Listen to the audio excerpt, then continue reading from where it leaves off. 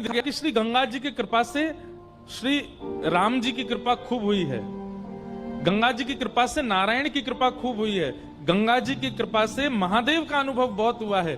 पर कृष्ण अनुरागी यदि हो तो श्री यमुना जी की शरण लेनी पड़ेगी। यमुना जी कृपा करते, यमुना जी अनुग्रह करते। अब अंतरंग लीलाएं तो मेरे पास बहुत हैं सुनाने को श्री यमुना जी की, पर योग्य समय लगेगा तो सुनाऊंगा। श्री यमुना जी, ऐसी यमुना रसरानी को हम बारंबार प्रणाम करते हैं और वंदन करते हैं। श्री यमुना जी हमें भक्ति का भाव प्रकट करें। महाप्रभु श्री जगन्नाथ जी आयोजक के रूप में विराज रहे हैं, आपकी इस कथा के आयोजक हैं। ऐसे अद्भुत ठाकुर हैं। अब तो कुछ ही दिन बच्चे इनकी रथ यात्रा में। भुसावल में रथ यात्रा होती है बहुत अच्छा।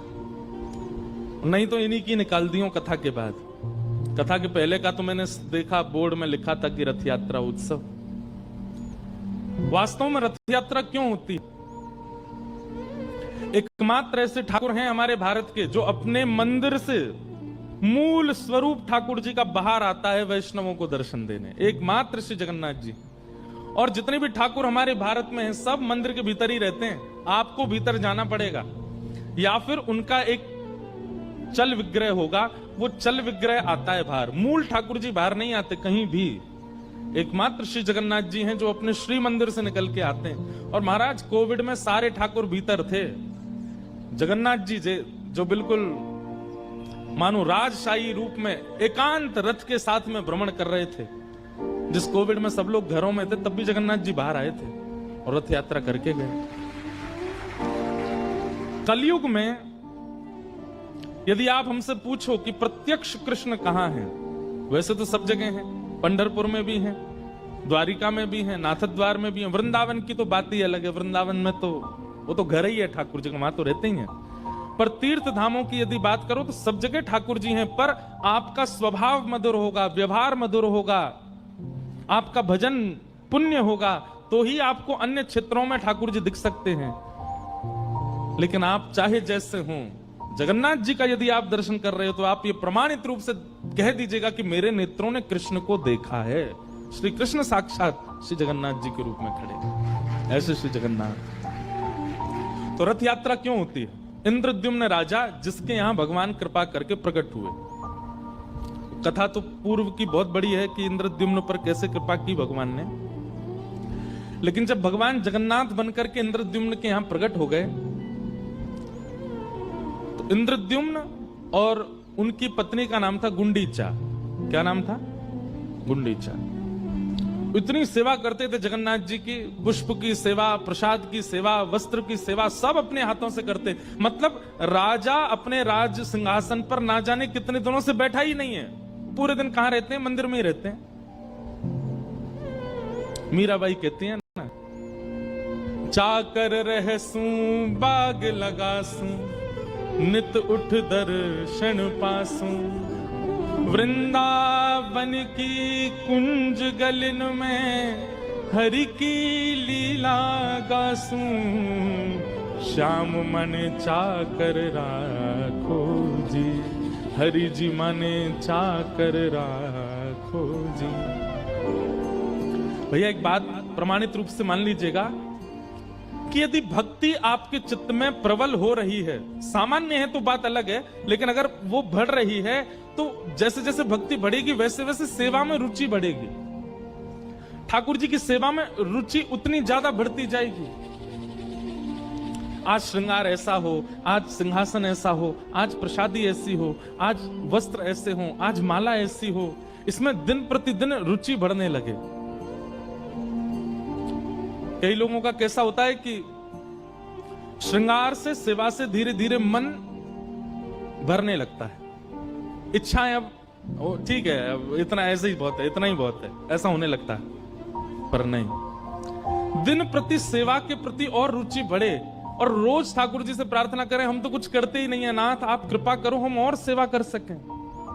ये चाकरी का भाव ठाकुर जी की सेवा में अन्य दिनों से ज्यादा बढ़ने लग जाए तो समझो कि ठाकुर जी आपकी भक्ति स्वीकार कर रहे हैं। और कहीं आलस आता है, हम अपनी बात बताएं आपको, बहुत ध्यान से सुनिएगा। कथा में हमारा मन होता है कि हर दिन हम कुछ नया कहें, हर दिन हम कुछ नई बात सुनाएं, हर बार एक ही विषय को कुछ नए तरीके से प्रस्तुत करें, और इसी चिंतन में ही लगे रहते हैं। भागवत जी हमारे लिए, श्री गिरधर लाल जी एक तो है ही हैं ठाकुर जी, भागवत जी हमारे लिए प्रत्यक्ष गिरधर लाल जी दोनों हैं। वो ठाकुर जी का स्वरूप है, ये ठाकुर जी का अक्षर स्वरूप है। यहां बैठकर के हम क्या करते हैं, आपको कथा थोड़ी सुनाते हैं, हम तो भागवत जी का श्रृंगार करते हैं। किसी किसी को भा जाता, ये माइक गिर के मोहर लगा रहा, हाँ सही कह रहे हो, श्रृंगार कर रहे हैं भागवत जी का। जैसे पुजारी श्रृंगार करता है तो पर्दा खुलते ही कई लोगों को तो ठाकुर जी इतने भा जाते हैं कि उनके नेत्रों से आंसू गिरने लगते हैं। कई लोगों को लगता है हाँ और मंदिरों की तरह ये भी ठाकुर जी में प्रणाम करो, चलो। ऐसे ही भागवत जी प्रारंभ होते ही मानो जैसे पर्दा खुला, आप सब दर्शन कर रहे हो।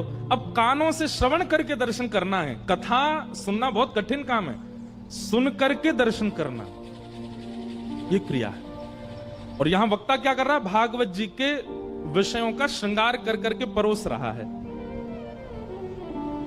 कई लोगों को भाता है, ऐसा भाता है कि नेत्र बंद हो जाते हैं, अश्रुपात होने लगते हैं, मन बुद्धि बिल्कुल एकाग्र हो जाती है, तन की स्थिति भूल जाते हैं।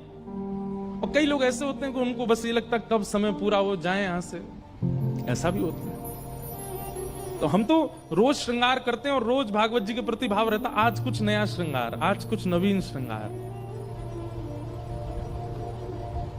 चाकरी का भाव आना, प्रत्येक दिन आना, ये समझो कि आपकी सेवा ठाकुर जी स्वीकार कर रहे हैं। और हम तो नजर नहीं लगे हमारे भाव को, लेकिन हमको तो पता है कि ठाकुर जी हमारी भक्ति स्वीकार कर रहे हैं। कब तक करेंगे ये नहीं पता, पर अभी तो कर रहे हैं और ये करते ही रहें। और ठाकुर जी स्वीकार कर रहे हैं, इसका प्रमाण क्या है, नित्य नूतन, नित्य नवीनता। ठाकुर जी कौन है, नवनीत चौरम। कौन है, नवनीत चौरम। नवनीत किसको कहते हैं, मक्खन को। उसका नाम नवनीत क्यों है, रोज नया जो मक्खन है उसी को ठाकुर जी चुराते हैं। इसलिए नित्य कुछ नवीन भाव प्रकट होना, व्यास मंच से ठाकुर जी को प्रस्तुत करना ठाकुर जी का श्रृंगार है। और ठाकुर जी फिर उसको चुरा करके धर भी लेते हैं अपने पास।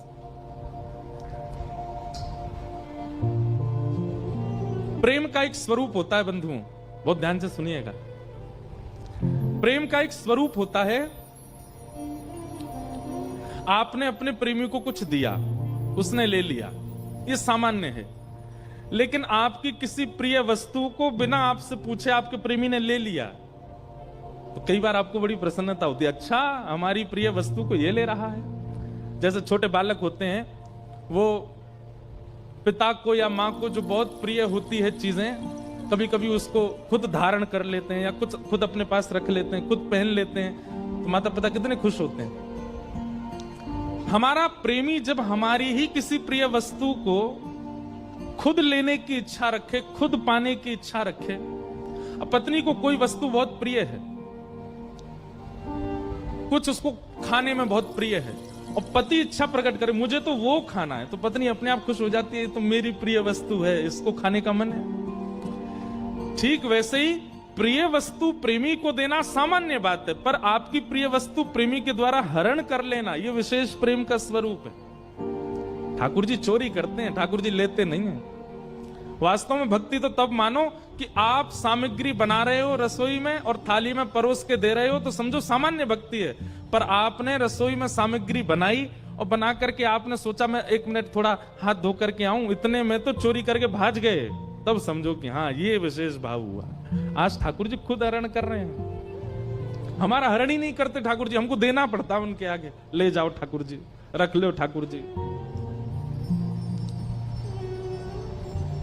भक्ति ऐसी करो बंधुओं, सेवा ऐसी करो कि ठाकुर जी चोरी किया करें। चोरी कैसे, जैसे आपने सोच लिया कि मुझे ऐसे श्रृंगार करना है, आज ये माला धराएंगे, ये हाथ में कड़ूला धराएंगे, ये पाजेब धराएंगे, ऐसे कुंडल धराएंगे, ऐसा मुकुट धराएंगे, सब निकाल करके आपने रखा।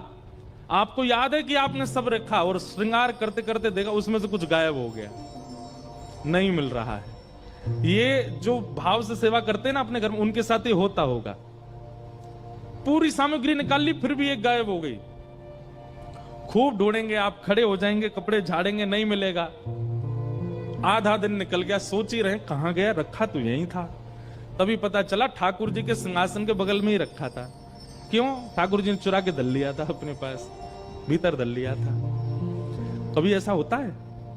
सबके साथ नहीं हो सकता। जो बहुत भाव से सेवा करता होगा उसके संग होता ही होगा। ठाकुर जी चोरी कर लेते हैं।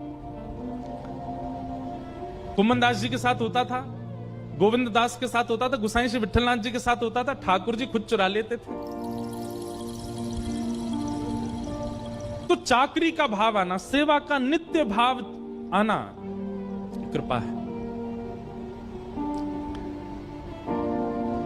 तो इंद्रद्युम्न राजा रोज सेवा करते थे जगन्नाथ जी की।